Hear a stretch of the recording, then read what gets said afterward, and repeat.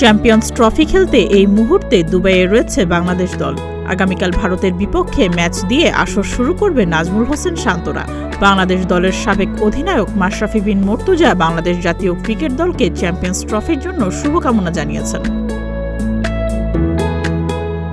সামাজিক যোগাযোগ মাধ্যমে মাশরাফি দলকে সাহস ও দৃঢ়তার সঙ্গে খেলার জন্য আহ্বান জানান।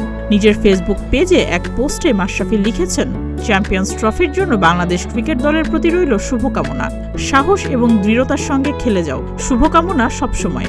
বাংলাদেশের ক্রিকেটের ইতিহাসে মাশরাফিকে অন্যতম সফল অধিনায়ক হিসেবে মানা হয়। ৮ বছর পর ফিরছে ক্রিকেটের বহুল প্রতীক্ষিত আসর চ্যাম্পিয়ন্স ট্রফি।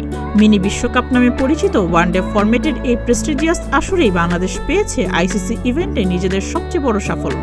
২০১৭ সালে মাশরাফি বিন মর্তুজার নেতৃত্বে সেমিফাইনাল পর্যন্ত গিয়েছিল টিম টাইগাররা।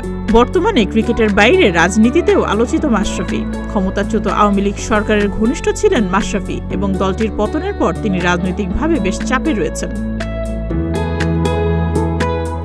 দুবাইয়ে ভারতের বিপক্ষে খেলার পর পাকিস্তান যাবে শান্তরা। আগামী ২৪শে ফেব্রুয়ারি নিউজিল্যান্ড এবং ২৭শে ফেব্রুয়ারি স্বাগতিক পাকিস্তানের বিপক্ষে খেলবে টাইগাররা।